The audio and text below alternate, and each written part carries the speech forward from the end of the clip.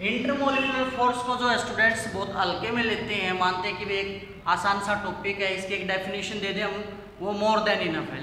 Dear students, आज की इस लेक्चर के अंदर हम पढ़ेंगे इंटरमोलिकुलर फोर्स क्या होते हैं और इसकी जो मेजर 3 टाइप्स है वो हम स्टडी करेंगे। बेसिकली इंटरमोलिकुलर फोर्स को जो स्टूडेंट्स बहुत हल्के में लेते हैं, मानते हैं कि वे एक आसान सा टॉपिक है, इसकी एक डेफिनेशन दे दें हम, वो मोर देन इनफ है। लेकिन अगर मैं बात करूं भाई, इंटरमोलिकुलर फोर्स हमारा एक बहुत ही इंपॉर्टेंट टॉपिक है, मतलब एग्जाम के पॉइंट ऑफ व्यू से हम नहीं बोल सकते इतना ज़्यादा इंपॉर्टेंट है, लेकिन अगर हमें किसी भी फिनोमिना को अंडरस्टैंड करना है, उसको समझना है, चाहे वो आपका हाइड्रेशन हो गया, ठीक है, चाहे वो किसी प्रकार की इंटरेक्शन होगी, चाहे वो आपका डाइपोल डाइपोल मूवमेंट होगा, कुछ भी होगा, डाइपोल डाइपोल फोर्स होगा, डाइपोल इंड्यूस्ड डाइपोल होगा, आयन डाइपोल होगा, चाहे आपका कोई भी फिनोमिना है, उसको आप जब तक नहीं समझ सकते हो, जब तक आपको ये नहीं पता हो कि बेसिकली इंटरमोलिकुलर फोर्स होते क्या है और कितने टाइप के होते हैं। ठीक है, वैसे तो इंटरमोलिकुलर फोर्स की अगर हम बात करें, जैसा कि नाम से ही पता चला इंटरमोलिकुलर मतलब वे फोर्स भाई जो दो मॉलिक्यूल के बीच में होते हैं, वो क्या होते हैं हमारे इंटरमोलिकुलर फोर्स। इनका काम क्या होता है भाई, जो मॉलिक्यूल्स हैं उनको एक दूसरे के साथ बांधे हुए रखते हैं, हेल्ड टुगेदर। तो क्या होते हैं भाई, दीज आर अट्रैक्टिव फोर्सेस। क्या होते हैं भाई, ये attractive forces between molecules. Clear है। अब अगर मैं बात करूं भाई, फोर्सेस हमारे दो तरह से ले सकते हैं हम, दो वर्ड हम यूज कर सकते हैं। एक तो होता है भाई हमारा इंट्रामोलिकुलर और एक होता है भाई हमारा इंटरमोलिकुलर। अब इंट्रामोलिकुलर और इंटरमोलिकुलर इन दोनों में बहुत अंतर है। अगर मैं बात करूं इंट्रा, इंट्रा वर्ड का मतलब होता है भाई विद इन सेम, और मोलिकुलर मतलब मोलिक्यूल, मतलब भाई वे फोर्स ऑफ अट्रैक्शन जो किसी मोलिक्यूल के अंदर है और उसके पार्टिकल्स को बांधे हुए हैं, वो क्या होता है हमारा intramolecular force. Intermolecular, inter basically use कर लेते हुए हम डिफरेंट के लिए, और ये हमारा क्या होगा भाई मोलिक्यूल। अलग अलग मोलिक्यूल के बीच में जो फोर्स है वो क्या होते हैं हमारे इंटरमोलिकुलर फोर्स क्या होते हैं। तो बेसिकली अगर मैं इंट्रामोलिकुलर फोर्स की डेफिनेशन दूं तो क्या बोलूंगा इसको, which held atoms together in A molecule. किसी मोलिक्यूल के अंदर भाई जो एटम्स को एक साथ बांधे रखते हैं, वो क्या होते हैं हमारे इंटरमोलिकुलर फोर्स। और ये जो फोर्स है भाई रिस्पॉन्सिबल होते हैं स्टेबिलिटी के लिए, and responsible for stability of atom और मोलिक्यूल। किसकी स्टेबिलिटी के लिए रिस्पॉन्सिबल है ये, जो भी हमारा एटम या मोलिक्यूल है उसकी स्टेबिलिटी के लिए रिस्पॉन्सिबल होते हैं। दूसरी तरफ इंटरमोलिकुलर फोर्स क्या होते हैं, अब ये रिस्पॉन्सिबल है भाई किस लिए, जो एटम्स उस मोलिक्यूल के अंदर हैं उनको एक दूसरे से बांधे हुए, और किस चीज के लिए रिस्पॉन्सिबल है, स्टेबिलिटी के लिए। दूसरी तरफ इंटरमोलिकुलर फोर्स हमारे रिस्पॉन्सिबल होते हैं बल्क प्रॉपर्टीज के लिए। अब ये बल्क प्रॉपर्टीज क्या होते हैं, पहले लिख लेते हैं, रिस्पॉन्सिबल फॉर बल्क प्रॉपर्टीज। अब ये बल्क प्रॉपर्टीज क्या होती है, जैसे अगर हम ले ले, मान लिया एग्जांपल के तौर पर, फॉर एग्जांपल किसी का मेल्टिंग पॉइंट है, ठीक है, किसी का बॉइलिंग पॉइंट है, ठीक है, किसी का फ्रीजिंग पॉइंट है, ये सारी की सारी कौन सी प्रॉपर्टीज है भाई हमारी बल्क प्रॉपर्टी। बल्क का मतलब होता है भाई थ्रू आउट बॉडी, पूरा जो सिस्टम है उसके अंडर जो हम मेजर करते हैं वो हमारी क्या होती है, बल्क प्रॉपर्टीज होती है। जैसे भाई अगर किसी का मेल्टिंग पॉइंट लो है, इसका मतलब क्या है भाई, उसके पार्टिकल्स को क्लोज लेकर के आने के लिए हमें टेम्परेचर को बहुत लो लेवल तक ले जाना पड़ेगा। अगर कोई फ्रीज भाई थोड़ा सा टेम्परेचर लो होते ही अगर कोई मॉलिक्यूल कोई जो है सब्सटेंस फ्रीज हो जाता है, इसका मतलब क्या है, उसके बीच के जो इंटरमोलिकुलर फोर्स हैं वो काफी स्ट्रॉन्ग हैं। जैसे ही थोड़ा सा टेम्परेचर लो हुआ, वो एक दूसरे के क्लोजर आ गए एटम्स, और जो मॉलिक्यूल है क्या होगा भाई एक प्रकार से फ्रीज होगा। अगर मेल्टिंग पॉइंट की बात करें, अगर थोड़ा सा टेम्परेचर बढ़ाते ही कोई कंपाउंड मेल्ट हो जाता है, मतलब पिघल जाता है, तो इसका मतलब क्या, पार्टिकल्स दूर दूर चले गए। इसका मतलब उसके अंदर जो अट्रैक्टिव फोर्स है वो क्या है, कमजोर है। किसी का बॉइलिंग पॉइंट अगर बहुत ज्यादा है, मतलब क्या भाई, उसके अंदर उसको हमें वेपर फेज में लेकर के आने के लिए क्या करना पड़ रहा है, उसको बहुत ज्यादा टेम्परेचर प्रोवाइड करना पड़ रहा है, यानी कि उसके अंदर जो एटम्स हैं मॉलिक्यूल के अंदर वो स्ट्रॉन्गली एड है, तो इस कारण से उसका जो मेल्टिंग पॉइंट हो क्या हो जाता है, काफी हाई हो जाता है। तो आई थिंक आपको इंट्रामोलिकुलर और इंटरमोलिकुलर के अंदर डिफरेंस जो हमें जरूर से समझ में आ गया होगा। और क्या होता है भाई, जो इंटरमोलिकुलर फोर्स हो क्या होते हैं, these are responsible for condensation state of matter. इसके लिए रिस्पॉन्सिबल होते हैं भाई किसी भी मैटर की कंडेंसेशन के लिए। कंडेंसेशन का मतलब क्या होता है भाई, उनका आपस में जुड़ना। तो उसकी कंडेंसेशन के लिए कौन रिस्पॉन्सिबल होते हैं, हमारे इंटरमोलिकुलर फोर्स होते हैं। और क्या होते हैं भाई, as temperature is lower, average kinetic energy of molecule decreases. कारण क्या है भाई, कंपाउंड का कंडेंसेशन स्टेज के अंदर आने का उसका रीजन है भाई, ठीक है, कि कोई भी जो सब्सटेंस है, कोई भी कंपाउंड है, वो कंडेंस कब होता है, वो कंडेंसेशन के अंदर कब जाता है, जैसे हम क्या करते हैं, टेम्परेचर को लोअर करते हैं, तो जो मॉलिक्यूल्स है उसकी काइनेटिक एनर्जी जो होती है, एवरेज काइनेटिक एनर्जी, वो क्या हो जाती है, डिक्रीज। अब काइनेटिक एनर्जी डिक्रीज होगी, इसका मतलब जो एटम्स है या आयंस है वो मूव नहीं कर पा रहे, तो एक जगह पर क्या हो जाएंगे, वो कंडेंस हो जाएंगे। तो बेसिकली कंडेंसेशन क्या प्रोसेस होगा भाई, कि किसी भी कंपाउंड के अंदर, मॉलिक्यूल के अंदर या किसी सब्सटेंस के अंदर जैसे ही हम टेम्परेचर लोअर करते हैं, उसके पार्टिकल्स की जो एवरेज काइनेटिक एनर्जी वो डिक्रीज हो जाती है और वो एक प्रकार से लिक्विड से सॉलिड स्टेट में आ जाता है। इस फिनोमेना को बेसिकली हम क्या बोलते हैं भाई, कंडेंसेशन बोलते हैं। क्लियर है। अब इंट्रामोलिकुलर और इंटरमोलिकुलर, इसके अंदर हम जो मेजर डिफरेंस है, क्यों मैं बार बार फोकस कर रहा हूं इंटर इंट्रा के ऊपर, उसका रीजन देखिए भाई। जो इंटरमोलिकुलर फोर्स होते हैं वो काफी कमजोर होते हैं इंट्रा के कंपैरिजन में। Intermolecular forces are much weaker. Weaker का मतलब क्या है भाई, कमजोर। तो जो इंटरमोलिकुलर फोर्स है भाई वो क्या होते हैं, काफी कमजोर होते हैं। किसके कंपैरिजन में, इंट्रामोलिकुलर फोर्स के कंपैरिजन में। उसका रीजन देखो भाई। अब अगर हम बात करें किसी भी, सपोज कीजिए हमारे पास 1 मोल वाटर है, इसका एग्जांपल ले लेता हूं मैं। हमारे पास क्या है भाई, 1 मोल ऑफ वाटर है। जैसा कि आपको पता है भाई, वाटर जो है हमारा क्या होता है कि पोलर सॉल्वेंट होता है। क्या होता है भाई कि पोलर सॉल्वेंट होता है। इसके डिसोसिएशन वैसे पढ़ते हैं H positive and OH negative. अगर वाटर मॉलिक्यूल को हमें वेपराइज करना है, मतलब किस फॉर्म में लेकर के आना है भाई, 1 मोल वाटर मॉलिक्यूल को वेपर फॉर्म में लेके आना है, तो हमें उसको एनर्जी देनी पड़ती है 41 किलोजूल पर मोल। कितनी एनर्जी देनी पड़ती है भाई, 41 किलोजूल पर मोल, ठीक है। इसके लिए 1 मोल ऑफ वाटर के लिए जरूरी है, कब, एट इट्स बॉइलिंग पॉइंट। इसके ऊपर देनी पड़ती है हमें एनर्जी भी जब इसका बॉइलिंग पॉइंट रीच हुआ है। लेकिन अगर हमें क्या करना हो भाई, जो इंट्रामोलिकुलर फोर्स है, जैसे OH का बॉन्ड है, अगर हमें इसको ब्रेक करना है, देखो बॉइलिंग पॉइंट में क्या बल्क प्रॉपर्टी है, उसके दौरान हमें केवल इतनी एनर्जी देनी पड़ी, तो किस फॉर्म में आ गया भाई, वेपर फॉर्म में आ गया।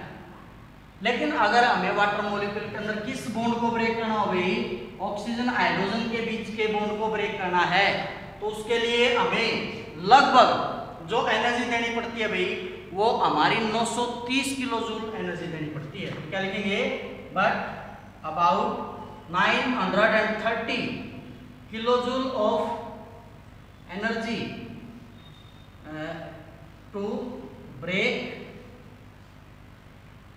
2 OH bond in 1 mole of water. दूसरी तरफ 1 मोल वाटर के अंदर अगर हमें OH बॉन्ड को ब्रेक करना है 2 OH बॉन्ड को, तो उसके लिए कितनी एनर्जी देनी पड़ती है? अभी हमें 930 किलो जूल। तो अब आप देखिए ये हमारे एक प्रकार से इंटरमोलिकुलर फोर्स को ओवरकम करने के लिए कितनी एनर्जी देनी पड़ी? केवल 41 किलो जूल। ये किसके लिए दी अभी हमने एनर्जी? इंटरमोलिकुलर फोर्स को ओवरकम करने के लिए। जबकि ये जो एनर्जी दी हमें ये किसको ओवरकम करने के लिए दी है? हमने इंट्रामोलिकुलर फोर्स को ओवरकम करने के लिए दी है। तो यहाँ से क्या निकल के आ रहा है भाई कि जो इंट्रामोलिकुलर फोर्स होते हैं they are much stronger than intermolecular forces. Clear है? इसके बाद भाई अलग अलग टाइप के फोर्सेस आते हैं। जैसे हम इस लेक्चर के अंदर 3 मेन फोर्सेस पढ़ेंगे, जिसमें हमारा फर्स्ट आता है डाइपोल डाइपोल इंटरेक्शन। वैसे 11th के अंदर भी ये टॉपिक आप पढ़ चुके हो। डाइपोल डाइपोल बेसिकली डाई का मतलब क्या होता है भाई? दो, और पोल का मतलब होता है सिरे। ये पढ़ने से पहले आप 2 वर्ड और पढ़ लीजिए, 2 वर्ड्स या 2 टर्म्स पढ़ लीजिए, पोलर और नॉन पोलर। अगर किसी को पता है भाई पोलर क्या होता है, नॉन पोलर क्या होता है, तो बेस्ट है। अगर नहीं पता तो देख लीजिए। पोलर का मतलब होता है भाई जब कोई 2 अलग अलग इलेक्ट्रोनेगेटिविटी वाले एटम्स एक दूसरे के साथ कंबाइन करते हैं तो एक के ऊपर पार्शियल पॉजिटिव चार्ज आ जाता है और एक के ऊपर पार्शियल नेगेटिव। उन मॉलिक्यूल्स को क्या बोला जाता है? Polar molecule. तो क्या लिखेंगे? When atoms of different electronegativity combine with each other. ठीक है? जैसे इसका एग्जांपल ले लीजिए भी आप, HCl ले लीजिए, H2 ले लीजिए, HCl पॉजिटिव पार्शियल नेगेटिव। तो पार्शियल पॉजिटिव नेगेटिव चार्ज ये कैसा होगा भाई? पोलर।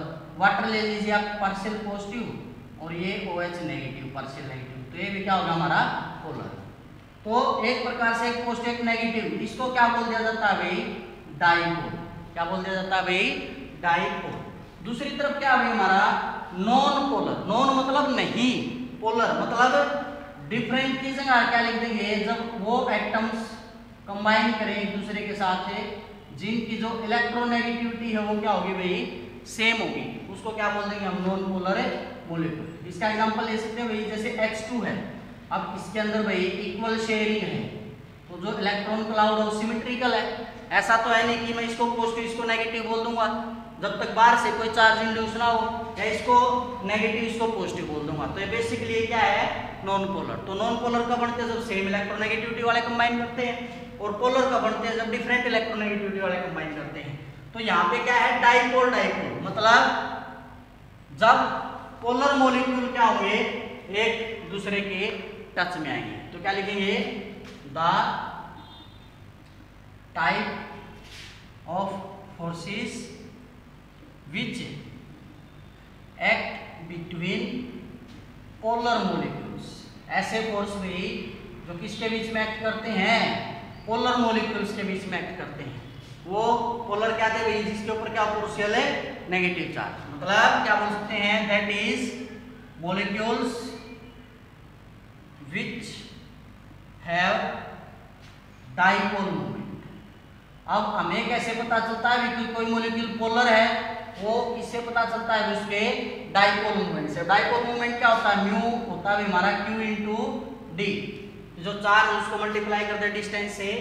अगर म्यू की वैल्यू क्या है? ग्रेटर देन 0 है, मतलब अगर ग्रेटर देन 0 है तो मॉलिक्यूल क्या होगा हमारा? पोलर। और अगर म्यू की वैल्यू इक्वल टू 0 है तो वो मॉलिक्यूल कैसा होता है हमारा?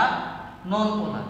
तो बेसिकली जिसका भी डाइपोल मूवमेंट होगा वो क्या होगा? हमारा एक पोलर मॉलिक्यूल होगा, और उसके अंदर हमारे कौन सी इंटरेक्शन होगी भाई? डाइपोल डाइपोल इंटरेक्शन होगी। ठीक है? दूसरा, किसी मॉलिक्यूल का जितना ज्यादा क्या होगा?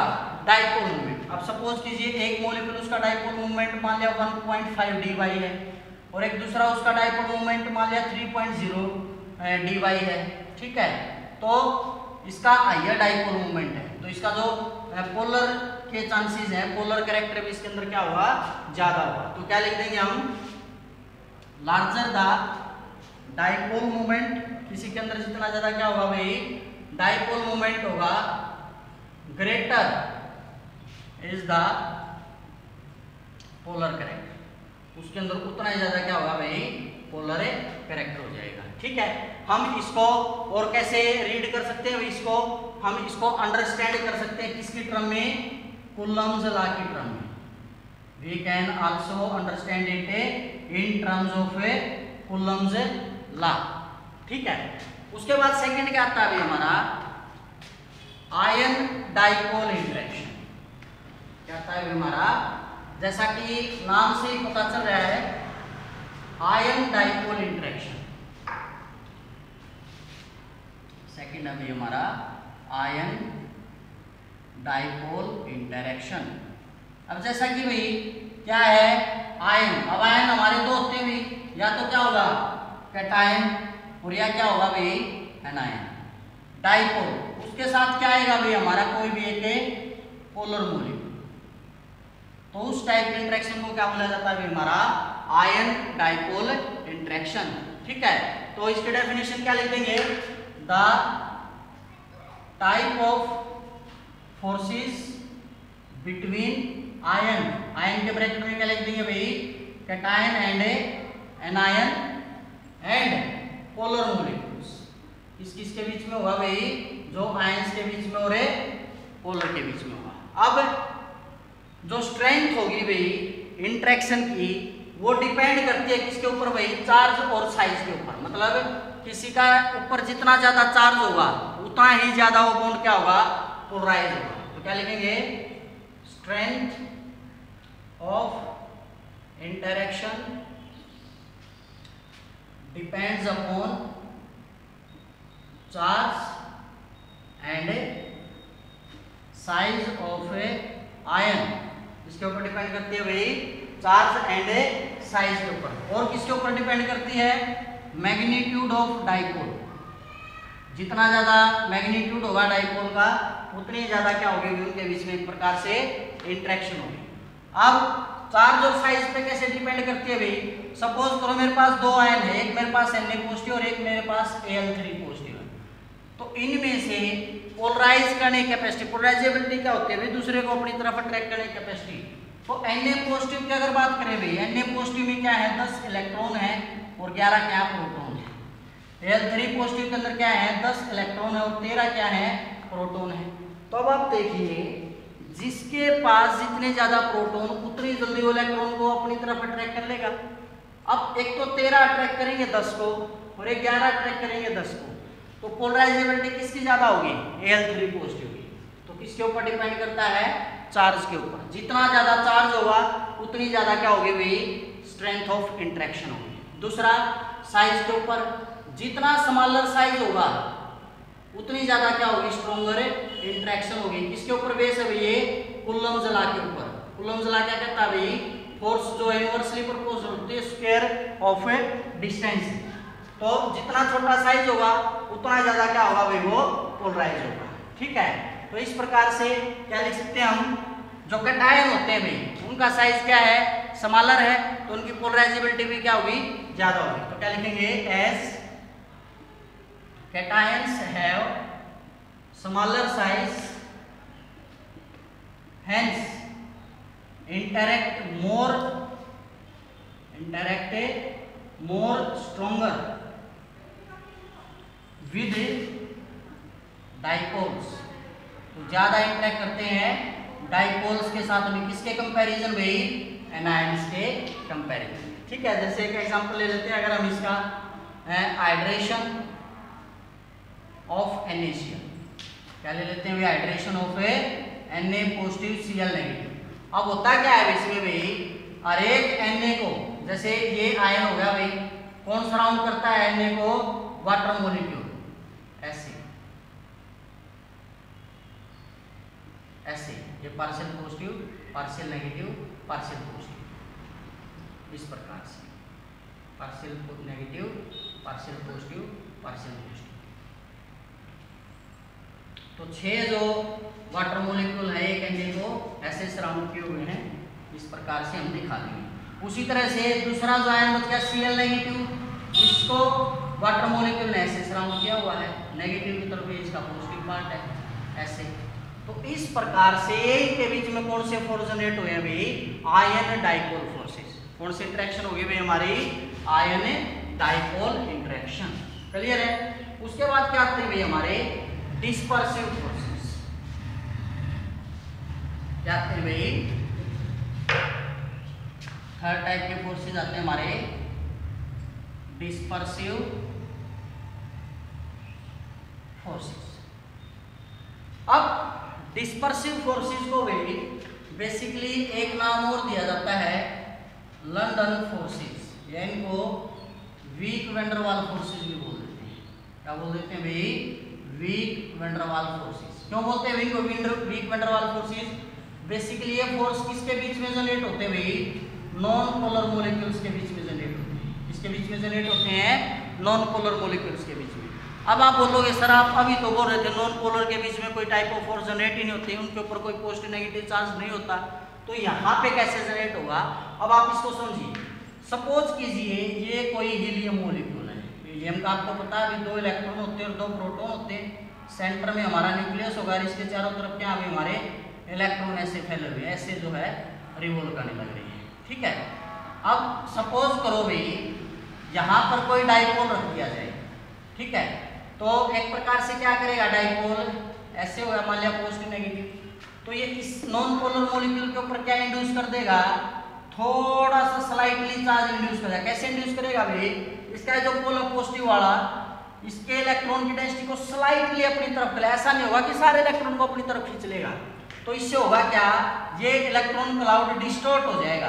ये इलेक्ट्रॉन क्लाउड अब ऐसे हो जाएगा, ऐसे ज्यादा झुकाव इस साइड हो जाएगा, तो इसके ऊपर पार्शियल नेगेटिव पॉजिटिव और ये क्या पार्शियल नेगेटिव, और इस तरफ हमारा क्या है? डाइपोल है। या फिर आप इसको ऐसे ले लीजिए, जब हीलियम है, मान लिया ये किसी वेसल के अंदर रखा गया है, तो हीलियम मॉलिक्यूल लगातार जो है इस वेसल के साथ क्या करते रहेंगे? कोलाइड करते रहेंगे। अब जो कोलिजन के बाद इलेक्ट्रॉन क्लाउड को अपने आप को दोबारा से रिस्टोर करना पड़ेगा। दोबारा से जब वो रिस्टोर करेगा तो पहले जो इलेक्ट्रॉनिक डिस्ट्रीब्यूशन इक्वल था, अब चांसेस कम है कि वो इक्वल ही रह पाएगा। उसके अंदर क्या हो जाता है भाई? अनइक्वल डिस्ट्रीब्यूशन हो जाता है। तो उस केस में हम क्या बोलते हैं? कौन से टाइप के फोर्स जनरेट हो जाते हैं? Dispersive forces. तो इसको हम मेजर करते हैं भाई किसके बेसिस पर? पोलराइजेबिलिटी के बेसिस। पोलराइजेबिलिटी क्या होती है भाई? पोलराइज एबिलिटी, मतलब दूसरे को अपनी तरफ खींचने की टेंडेंसी। तो क्या लिखेंगे?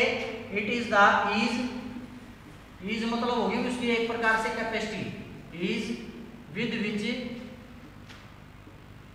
Electron distributed in neutral molecule. क्या बोलेंगे भाई? Neutral molecule can be disturb, कि भाई जो इलेक्ट्रॉन है किसी न्यूट्रल के अंदर, मॉलिक्यूल के अंदर, उनको हम क्या कर सकते हैं भाई? डिस्टर्ब कर सकते हैं। कैसे? Greater the number of electrons greater is polarisability. किसी के अंदर जितने ज्यादा इलेक्ट्रॉन होंगे उतनी ज्यादा चांसेस उसके क्या होंगे? पोलराइजेबिलिटी के होंगे। कैसे? जैसे यहाँ पे अगर इलेक्ट्रॉन ज्यादा हो जाए, साइज बढ़ जाएगा, अट्रैक्शन घट जाएगी, तो इस डाइपोल के टुवर्ड इसके अट्रैक्शन के चांसेस क्या हो जाते हैं? ज्यादा हो जाते हैं। ठीक है, तो इस प्रकार से क्या बोल सकते हैं भाई इसको? Dispersive force. तो बेसिकली एक साइंटिस्ट है भाई फ्रिट्ज लंदन ने 1930 के अंदर क्या शो किया? जो showed that magnitude of attractive forces, magnitude of attractive forces is directly proportional to polarisability of atom और मॉलिक्यूल। किसके डायरेक्टली होगा भाई? वो जो एटम या मॉलिक्यूल उसकी पोलराइजेबिलिटी के डायरेक्टली होगा। ठीक है, तो अगर हम अट्रैक्टिव फोर्स की बात करें, अब यहाँ पे अगर डिस्पर्सिव फोर्स की डेफिनेशन लिखी जाए तो डिस्पर्सिव फोर्स क्या होंगे हमारे भाई? The attractive forces which arise as a result of temporary induced in a atom or a molecule। अब टेम्परेरी क्यों बोला भी इसने वर्ड है? यहाँ पे देखो ये जो डाइपोल है तब तक तो हो सकता है ये स्लाइटली डिस्टोर्ट रहे, जैसे ही डाइपोल आप हटाओगे ये इलेक्ट्रॉन क्लाउड अपने आप को दोबारा से रिस्टोर कर लेगा। तो बेसिकली ये जो फोर्स है कैसे होते हैं भाई, टेम्परेरी होते हैं। क्लियर है। अब यहां पर अगर हम एक ग्राफ के द्वारा शो करें भाई कि किसी के बीच में जो इंटरेक्शन है कैसी है या कैसे होगी, तो मॉलिक्यूल हमें पता है भाई दो केस हो सकते हैं किसी भी मॉलिक्यूल के अंदर। कैसे, या तो क्या हो सकता है पोलर या नॉन पोलर। अगर मैंने क्या लिखा, इज मॉलिक्यूल पोलर और इज मॉलिक्यूल नॉन पोलर। अगर वो पोलर में यस लिख देता हूं, मतलब मॉलिक्यूल क्या हमारा पोलर है, ठीक है, तो दो केसेस होते हैं। वहां पर जो बॉन्ड है वो HF के बीच में है, वो HCl HO के बीच में है और NH के बीच में है, ठीक है। अगर यस है तो वो क्या कहलाते हैं हमारे हाइड्रोजन बॉन्डेड, और अगर नो है मतलब इन एटम को छोड़ के अगर हाइड्रोजन का या किसी का आपस में बॉन्ड है तो क्या कहलाते हैं, पोलर कहलाते हैं, ठीक है। और अगर वो नॉन पोलर है, यस है, तब उनके अंदर भाई विदाउट एनी डाउट कौन से फोर्सेस होंगे, लंडन फोर्सेस, या फिर क्या बोल देंगे भाई उनको, डिस्पर्सिव फोर्सेस। क्लियर है। अब यहां पर एक बात समझिए, HF मॉलिक्यूल होगा हमारा, हाइड्रोजन के साथ H2 होगा। यहाँ पे ध्यान ये रखना है अगर लिक्विड है, अगर लिक्विड है तो क्या होता है पोलर, लेकिन अगर मैं लिख देता हूँ H2O सॉलिड तो क्या होता है हाइड्रोजन बॉन्डेड। इसी तरह से NH3 अगर है हाइड्रोजन नाइट्रोजन का तो हाइड्रोजन बॉन्डेड है, अदरवाइज कोई भी मॉलिक्यूल है जैसे मैं HCl बना दूँ तो क्या होगा भाई हमारा पोलर होगा। तो इस प्रकार से भी आप याद रख सकते हो। आज के लेक्चर के अंदर हमने 3 टाइप के फोर्सेस करे, नेक्स्ट लेक्चर के अंदर हम बाकी के 3 टाइप के फोर्सेस करेंगे। Thank you.